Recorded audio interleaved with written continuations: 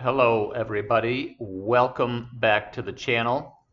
We've got a article here, a story that we're now going to jump over to. We'll read it together and then we will have a few comments after that.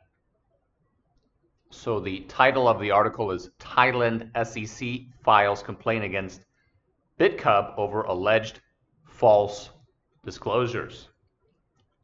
So the subtitle is Thailand's SEC filed a criminal complaint against Bitkub and two former directors over alleged false disclosures linked to a 2021 cyber attack involving $50 million in assets. So Thailand's crypto industry is facing fresh regulatory scrutiny after authorities accuse Bitkub, one of the country's largest digital asset exchanges, of providing false information to regulators. Thailand Securities and Exchange Commission (SEC) filed a criminal complaint against Bitkub Online and two former directors over alleged false reporting connected to a 2021 cyber attack, the regulator announced on Thursday. The complaint names former Bitkub directors Sakolkorn, Sakavee, and Thaweesap Rawan, who the SEC said were responsible for submitting company reports during the period under investigation. The case comes as Bitkub's parent company considers a potential public listing, putting renewed attention on transparency and governance at one of Thailand's most prominent crypto businesses.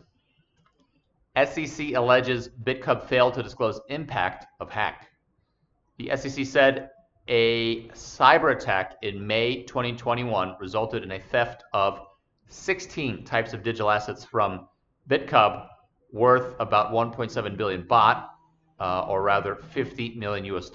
The regulator alleged that Bitkub later replaced the stolen assets by October 31st, 2021, but failed to accurately reflect the impact of the incidents in its daily net liquid capital reports.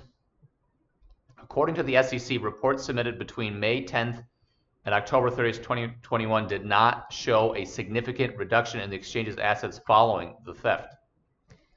So we've got the photos here of former Bitkub directors Sakolkorn Sakavee left and Thaweesap Rawan on the right.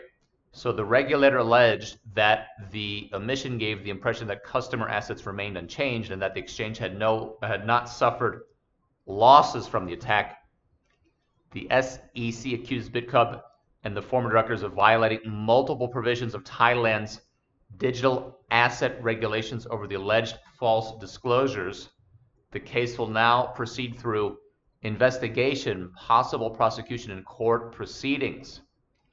Bitkub says disclosure delayed to prevent bank run. Bitkub disputed the SEC's allegations in a post on X, saying the case stems from disclosure decisions made after the May 2021 cyber attack rather than fraudulent conduct. The exchange said it delayed disclosing the wallet compromise to prevent a bank run while it addressed the loss of the stolen assets. The company said its co-founders later purchased equivalent digital assets to cover the stolen funds, leaving neither the company nor its customers with financial losses. The company added that it has since strengthened its governance, compliance, and security systems.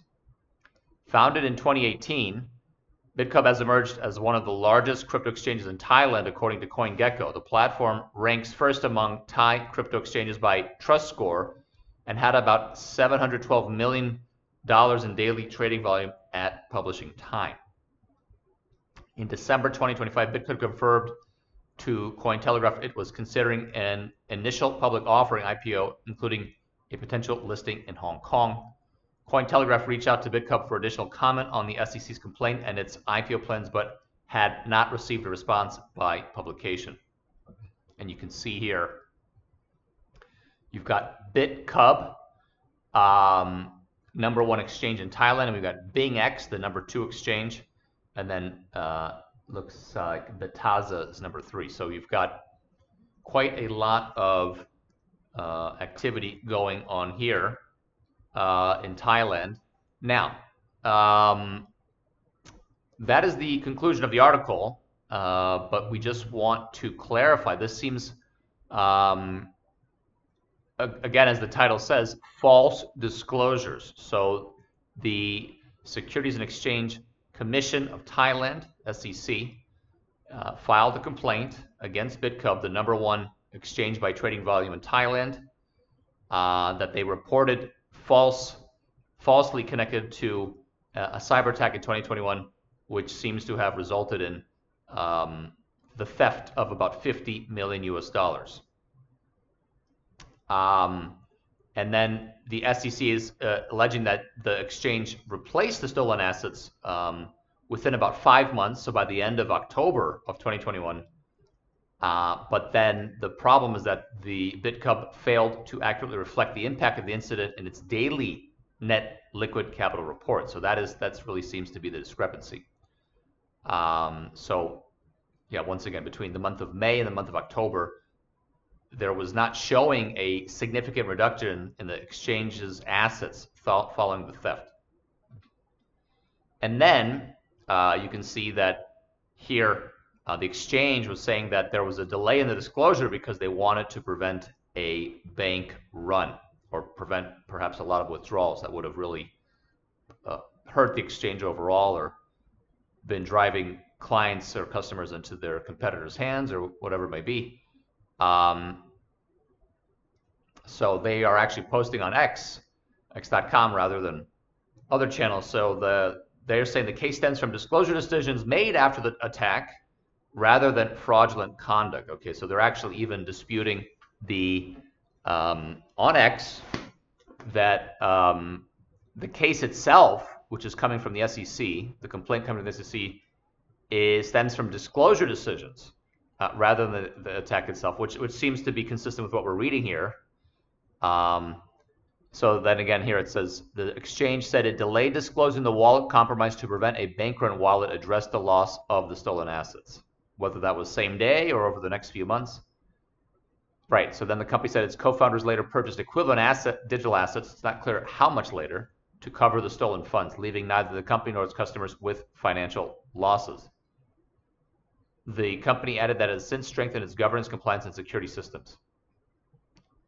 So with that, we are concluding this article. We wanted to bring this to your attention because there is a good bit of nuance. Hopefully we've covered it quite objectively as we read this article once thoroughly, and then the second time to go over the key points. So in conclusion, if you are an exchange and you have reporting requirements, it seems in this example it's daily, and there was either false or significantly delayed reporting, the answer from the company that was being hacked or being having funds stolen, let's say, was that they were slow to disclose both to the regulators and official channels and to the public at large because they were busy getting assets to cover what was taken, and similarly, as you can see here, preventing a bank run.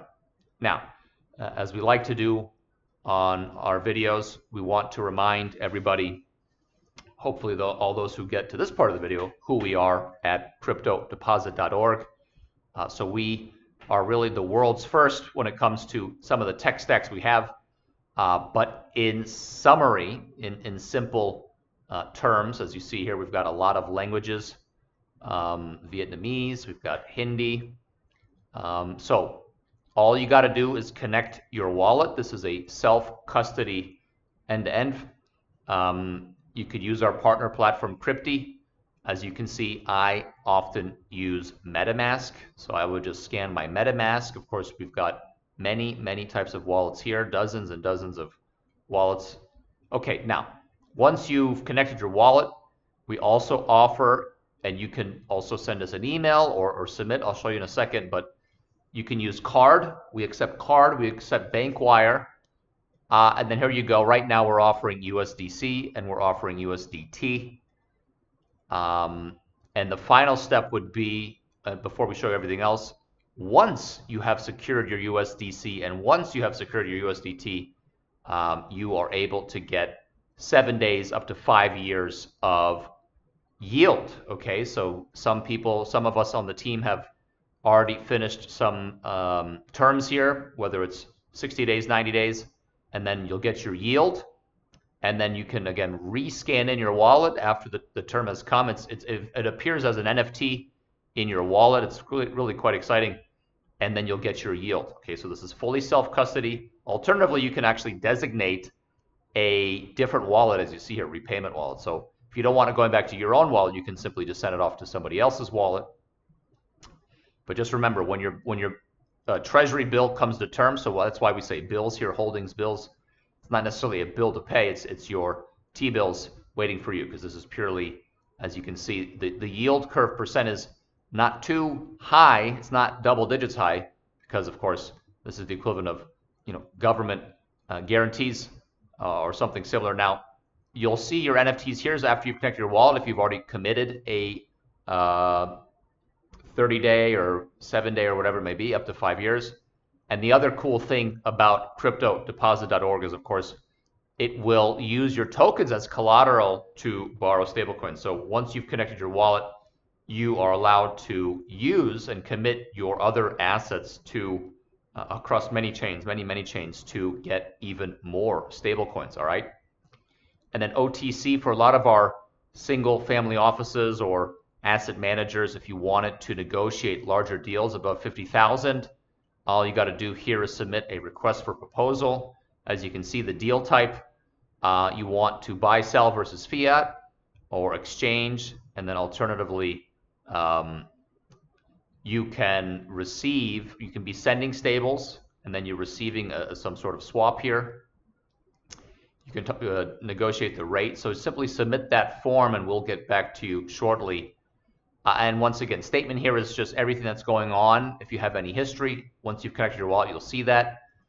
This is wallet-to-wallet messaging, so you can do video calls, you can send messages, you can do group chats, you can make anonymous your wallet if you're paying bills or receiving invoices.